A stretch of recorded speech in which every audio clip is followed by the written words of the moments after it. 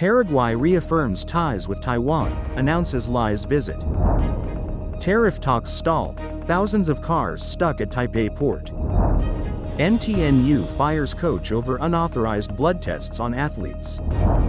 Trump to hit EU and Mexico with 30% tariff. Australian Prime Minister visits China to strengthen trade relations. Former Nigeria president dies aged 82. Small plane crashes at London Southend Airport. Hungary's oldest library fights to save 100,000 books.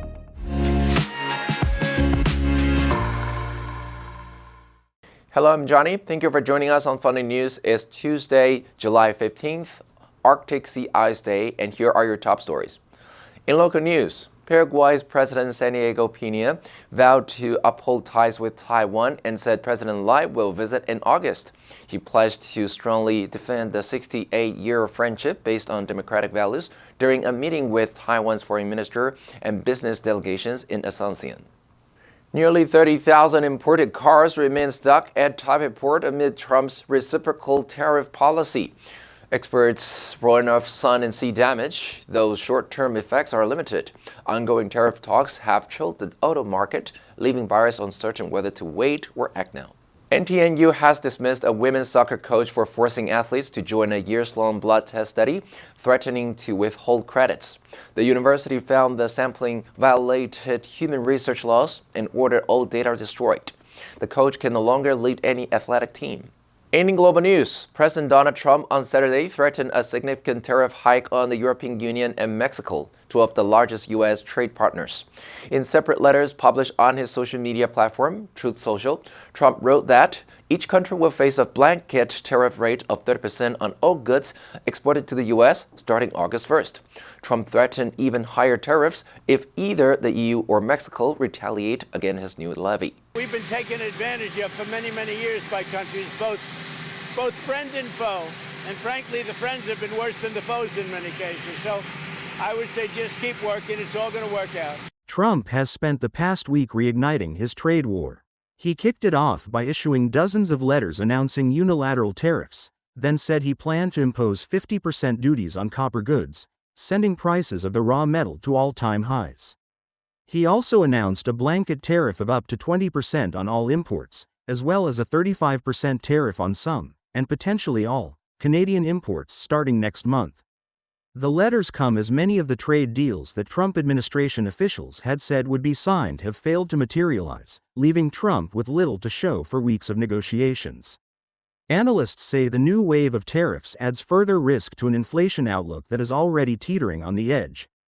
Australian Prime Minister Anthony Albanese visited China to shore up trade relations between the two countries. He met with Shanghai Party Secretary Chen Jingning on Sunday, the first in a series of high-level exchanges that will include meetings with Chinese President Xi Jinping, Premier Li Qiang, and Chairman Zhao Leji of the National People's Congress. The Prime Minister is leading a very large business delegation to China, underscoring the importance of economic relations between Australia and China. During a week-long trip, Albanese was set to meet with business, tourism, and sports representatives in Shanghai and Chengdu, including a CEO roundtable on Tuesday in Beijing.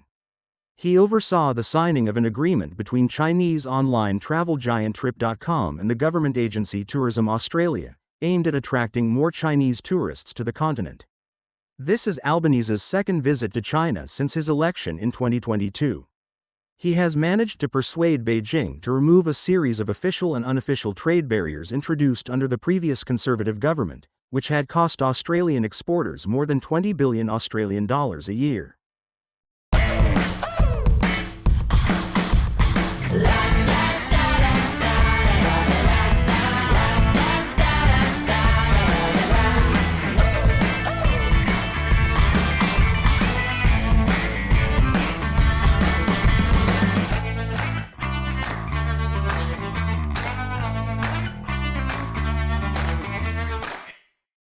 Nigeria's former President Muhammadu Buhari, who had led Nigeria twice as a military head of state and a democratic president, has died at 82.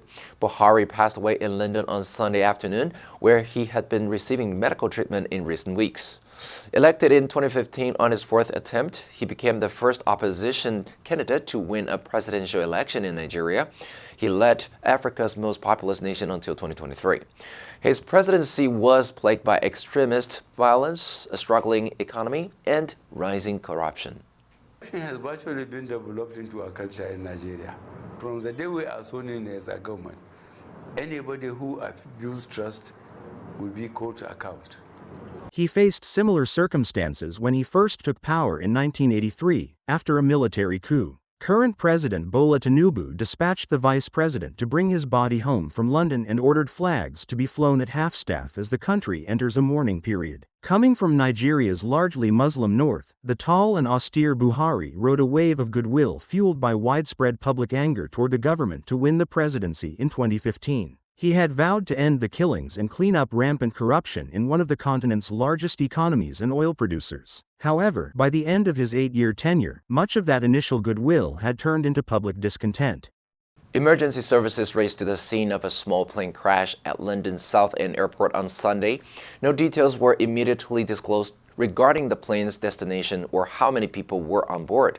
In a statement on social media, the airport confirmed a serious incident involving what it described as a general aviation aircraft. It later announced that all flights to and from the airport had been canceled until further notice, while police, emergency services, and air investigators assessed the situation. British media reported that the aircraft was a medical transport jet equipped with systems for transporting patients, specifically, a Beechcraft B-200 Super King Air heading to the Netherlands. Soon after the crash, a plume of fire and black smoke was seen rising from the crash site. Essex police said it was alerted just before 4 p.m. local time to the serious incident at the relatively small airport. Essex police said, "We are working with all emergency services at the scene now, and that work will be ongoing for several hours." The local member of parliament, David Burton Sampson, urged people to stay away and allow emergency services to carry out their work. He said, "My thoughts are with everyone involved." Tens of thousands of centuries-old books are being removed from the shelves of a medieval abbey in Hungary in an effort to save them from a beetle infestation that could wipe out centuries of history. The 1,000-year-old Pannonhalma Arch-Abbey, a sprawling Benedictine monastery and one of Hungary's oldest centers of learning, is also a UNESCO World Heritage Site. Restoration workers are taking about 100,000 hand-bound books off the shelves and carefully placing them in crates as part of a disinfection process designed to kill the tiny beetles burrowed into them. The drugstore beetle, also known as the bread beetle, is commonly found among dried foodstuffs like grains, flour, and spices. It is also attracted to the gelatin and starch-based adhesives used in books. The beetles have been discovered in a section of the library's holdings. The abbey at Pannonhalma was founded in 996, 4 years before the establishment of the Kingdom of Hungary. Perched atop a tall hill in northwestern Hungary, the abbey houses the country's oldest collection of books, along with many of its earliest and most important written records. The abbey has remained one of the most prominent religious and cultural sites in Hungary and Central Europe, having survived centuries of war and foreign incursions. The answer for yesterday was B, deploy. The military plans to deploy additional troops to the front line to strengthen defenses. Did you answer correctly? Now let's delve into today's news. Small plane crashes at London Southend Airport. Number 1, disclose. 公开揭露. The company disclosed its financial report to the public. Number 2, aviation. 航空飞行. She works in the aviation industry as a pilot. Number 3, alert. 警报警戒通知. The government issued a weather alert before the typhoon arrived. Next, we have a multiple choice question for everyone to practice. Which answer would you choose? You can write your answer in the comment section.